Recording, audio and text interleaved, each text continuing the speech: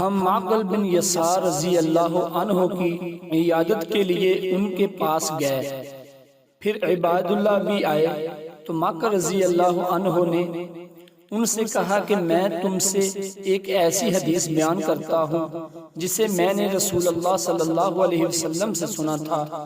نبی کریم صلی اللہ علیہ وسلم نے فرمایا کہ اگر کوئی شخص مسلمانوں کا حاکم بنایا گیا اور اس نے ان کے معاملہ میں خیانت کی اور اسی حالت میں مر گیا تو اللہ تعالیٰ اس پر جنت کو حرام کر دیتا ہے۔ میں اور نبی کریم صلی اللہ علیہ وسلم مسجد سے نکل رہے تھے کہ ایک شخص مسجد کی چوکھٹ پر آ کر ہم سے ملا اور دریافت کیا، یا رسول اللہ قیامت کب ہے؟ نبی کریم صلی اللہ علیہ وسلم نے فرمایا، تم نے قیامت کے لیے کیا تیاری کی ہے؟ اس پر وہ شخص خاموش سا ہو گیا۔ پھر اس نے کہا، یا رسول اللہ میں نے بہت زیادہ روزے، نماز اور صدقہ قیامت کے لیے نہیں تیار کیے ہیں، لیکن میں اللہ اور اس کے رسول سے محبت رکھتا ہوں۔ نبی کریم صلی اللہ علیہ وسلم نے فرمایا، تم اس کے ساتھ ہوگے جس سے تم محبت رکھتے ہو۔ ایک شخص رسول اللہ صلی اللہ علیہ وسلم کے پاس آیا۔ نبی کریم صلی اللہ علیہ وسلم مسجد میں تھے اور انہوں نے آپ کو آواز دی اور کہا، یا رسول اللہ میں نے زنا کر لیا ہے۔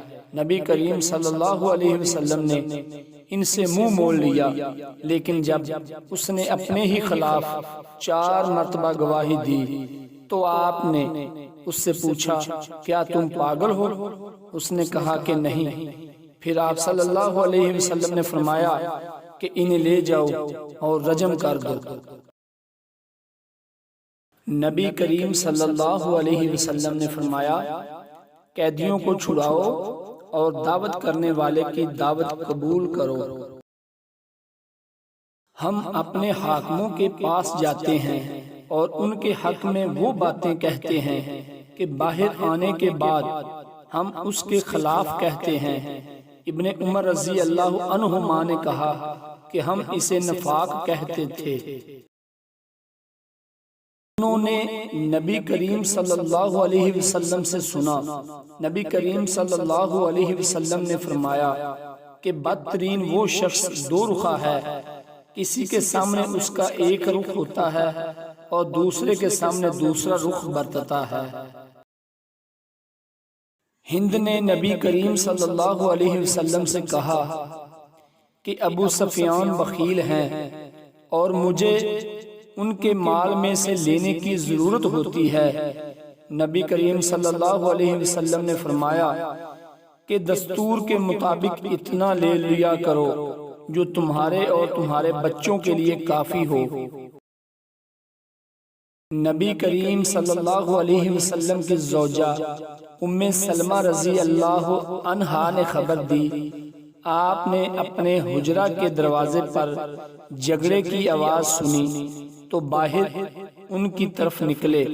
پھر آپ صلی اللہ علیہ وسلم نے فرمایا کہ میں بھی ایک انسان ہوں اور میرے پاس لوگ مقدمے لے کر آتے ہیں، ممکن ہے ان میں سے ایک فریق دوسرے فریق سے بولنے میں زیادہ عمدہ ہو اور میں یقین کر لوں کہ وہی سچا ہے اور اس طرح اس کے موافق فیصلہ کر دوں۔